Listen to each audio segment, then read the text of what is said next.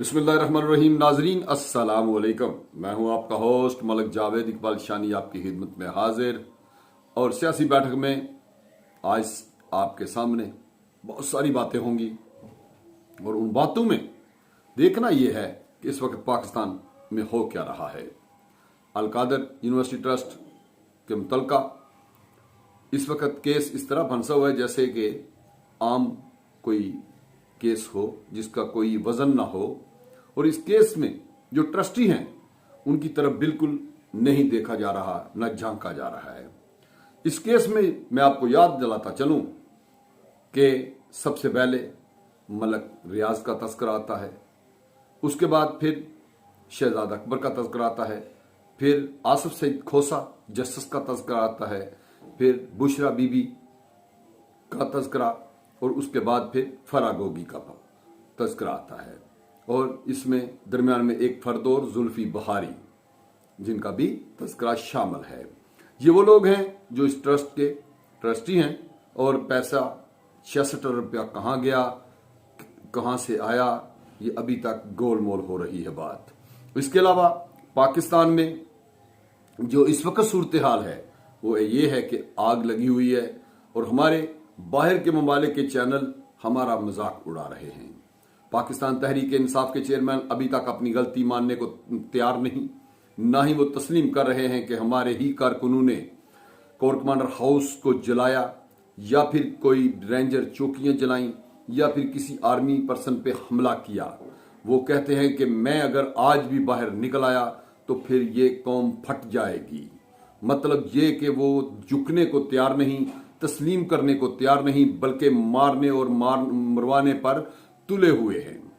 इसके बाद अगर हम दूसरी तरफ देखें तो हुकूमत की तरफ से बहुत सख्ती के साथ ऑर्डर हैं कि इन लोगों के साथ सख्ती के साथ निपटा जाए और इस केस को निपटाया जाए।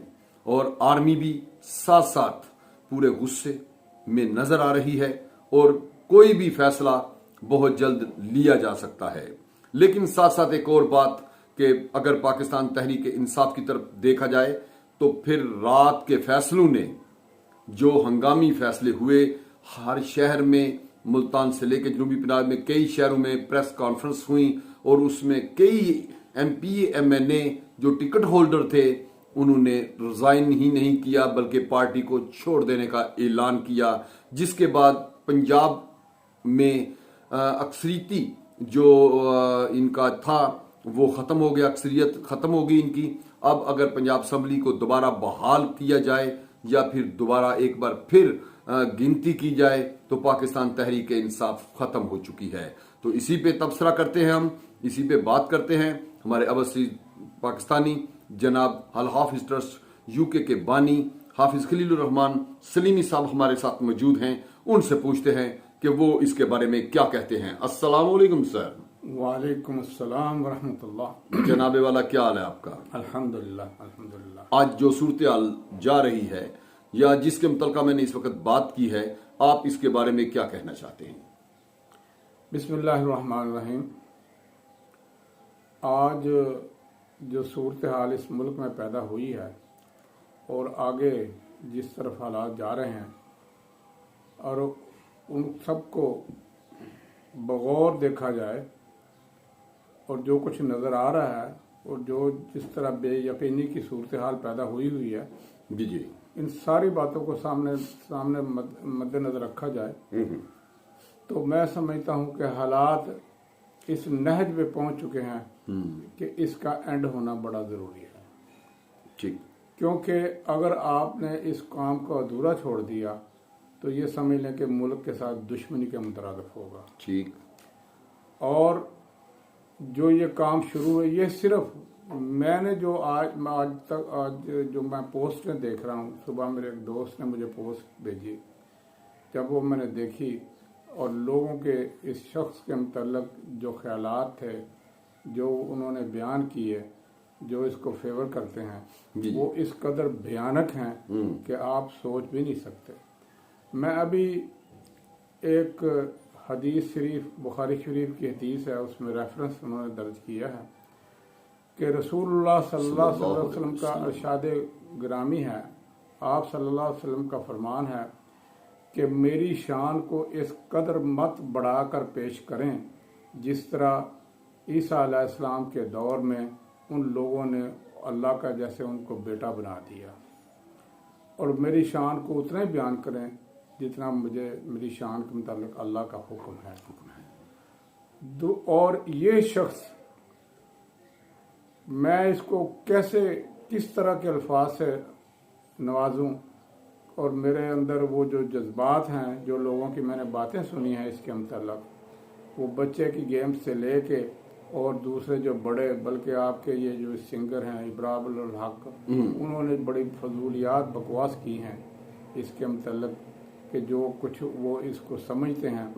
और भी कुछ और ख़वातीन हैं, कुछ मर्द हैं, कोई और हजरात हैं जिन्होंने इसके मतलब जो बातें की हैं। ये एक, बल्कि मैं समझता हूँ कि सियासी मुआशरती ही नहीं, एक हमारा मजहबी फरीज़ा भी है। जी जी। इसको पाया तकमील तक पहुँचाना मुआशरतन, मजहबन, कानूनन ये जिम्मेदारी है गवर्नमेंट पे कि इसका जो है वो इसको मंतकी अंजाम तक पहुँचाया जाए। बाकी रहा मामला आपने जो फरमाया बहुत पंजाब असेंबली के मतलब, मसला ये है कि अब मामला बहुत आगे निकल चुके हैं। इलेक्शन वगैरह फिलहाल तो अब भूल जाए। मैंने पहले भी आपका हाँ जी बिल्कुल ऐसे ही था, मैंने कहा आप इलेक्शन भूल जाएं, हालात इस तरह के पैदा हो जाएंगे कि इलेक्शन तो दूर की बात, इनको अपनी जान के लाले पड़ेंगे। और ये जो हिसाब से मैं समझता हूँ कि ये हमारे ही नहीं, ये अल्लाह के रसूल सल्लल्लाहु अलैहि वसल्लम के भी मुजरम है। और ये इन लोगों के लिए, इन लोगों की तबाही व बर्बादी जो है वो इंशाअल्लाह अज़ीज़ आप देखेंगे अनकरीब जो है ये लोग इस अपना नाम निशान ख़त्म कर बैठेंगे। और वो हो रहा है, दिन ब दिन हो रहा है। सियासी तौर पे इनका बेड़ा गर्क हो रहा है। ये आस्ता आस्ता जो लोग हैं इसके साथ, जो इसको साथी हैं, वो निकल रहे हैं। और ये इतना एहसान फरामोश शख्स है कि आप इतने इस पे जितना मर्जी एहसान कर लें, जो मर्जी कर लें, आप करोड़ों रुपये इस पे निछावर कर लें, विद इन फ्यू मोमेंट ये आपको पहचानने से इनकार कर देगा। लेकिन कुरान का फरमान है, हल जज़ाउल इहसान इल्लल इहसान, एहसान का बदला एहसान है। लेकिन हमारा ये जिस शख्स को हमने इस मकाम पे इस फायद कर दिया है, ये जो एक मैं समझता हूँ, मैंने पहले भी ये कहा था, ये एक एक्सीडेंटल पोजीशन में के तौर पे यहाँ पे आके बैठ गया है। ये कोई लीडर वीडर नहीं है, इसके अंदर ना लीडरों वाली कोई सूझबूझ है, सिर्फ ये कॉ बॉय, कलर बॉय शख्स था। और लोग जो थे इसकी जो वो लाइफ थी उससे इम्प्रेस थे, और उसको इस तरह माशरे के अंदर ही इसको हमारे सोसाइटी के अंदर इस तरह लॉन्च किया गया है, जिसमें बड़े बड़ी इंटरनेशनल साजिशें और जो इंटरनल साजिशें हैं वो ये पूरा उनका हिस्सा इसमें शामिल है। और इंशाअल्लाह अज़ीज़ देखिए, ये मुसलमानों का मुल्क है। बेशक हम बहुत अच्छे मुसलमान नहीं हैं, लेकिन फिर भी हम अल्लाह ताला से अपने यकीन के साथ, जी हमारा इस बात पे यकीन और ईमान है कि इंशाअल्लाह ये वक्त थोड़ा सा आजमाइश का वक्त ज़रूर है, लेकिन ये आजमाइश का एक दौर आएगा और ये आजमाइश ख़त्म हो जाएगी, और इंशाअल्लाह हम इस गंभीर सूरत हाल से बाहर आ जाएंगे। वो कहते हैं, वो कब तैर सकता है जब तक गोता जन नहीं होता, तपे सोना न आग में कुंदन नहीं होता। इंशाअल्लाह हम इस मसाइब से जब बाहर निकलेंगे तो एक कुंदन बनकर निकलेंगे, और इंशाअल्लाह ये स्टेट और मजबूत होगी। हाँ ज़मीन साहब, मैं एक बात ये भी देख लेता हूँ। देखें कि जब फवाद चौधरी की दौड़ें लगी हुई थी कचहरी के बाहर, और मुझे ना मुशाहिदुल्लाह खान की वो बात बड़ी, अल्लाह उन्हें जन्नतुल फिरदौस में आला मकाम ता फरमाए, उन्होंने कहा था कि तू रोएगा लेकिन तेरे आंसू को पूछने वाला नहीं होगा। और उस दिन हमने देखा कि उसकी दौड़ें लगी हुई हैं और फिर वो सांसें उसकी फूल गई हैं, और जब वो बाहर आता है दोबारा प्रेस कॉन्फ्रेंस करता है तो कहता है कि पाक फौज जिंदाबाद, रियासत है तो हम हैं। उस वक्त उसकी दूसरी कोई बात नहीं थी। अगर इसी तरह हम दूसरे तरफ भी चले जाएं तो कोई ऐसा, इस वक्त इनका लीडर ये नहीं कह रहा कि पाक फौज के मुतल्लिक़ आपने बात करनी है।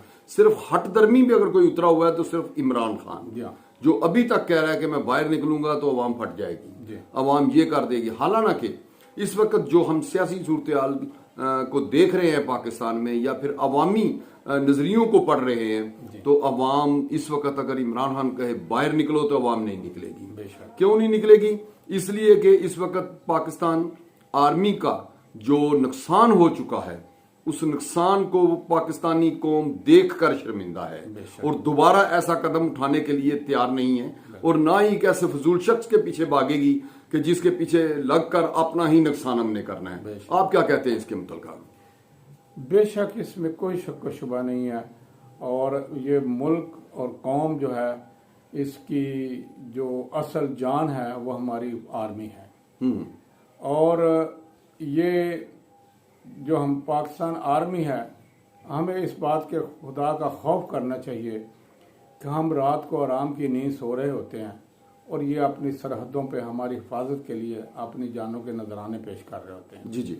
और इन लोगों के मुतल्लिक सिर्फ ये शख्स अपनी जाती अनाज, जाती ख्वाहिश के लिए कि मेरी ये किस तरीके की ख्वाहिश पूरी हो जाए, अब उसको वो दौर नहीं मिल रहा जब इसके हर चीज इस प्लेट पे रख के पेश कर दी जाती थी। इसके सारे काम जो थे वो प्लेट में रख के पेश कर दिए जाते थे।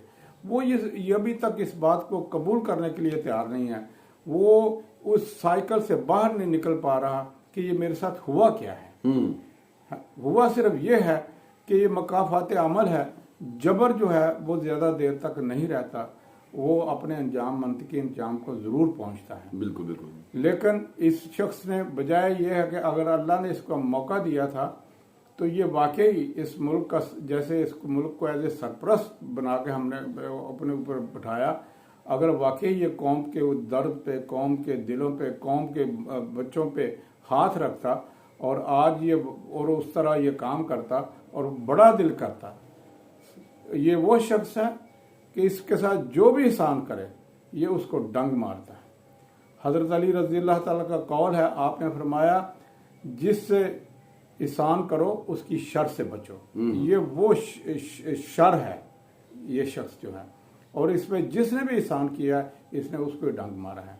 और मैं समझता हूं कि इस वक्त सारी देखें, सारी जितनी भी पॉलिटिकल पार्टियां इस मुल्क के अंदर वो एक तरफ बैठी हुई हैं, और ये सिर्फ शरपसंद जो शख्स है ये एक तरफ बैठा हुआ है। और इस शर को जब तक हम बाहर नहीं निकालेंगे, मैं नहीं समझता कि इस मुल्क के अंदर कोई चैन की बांसुरी बजेगी।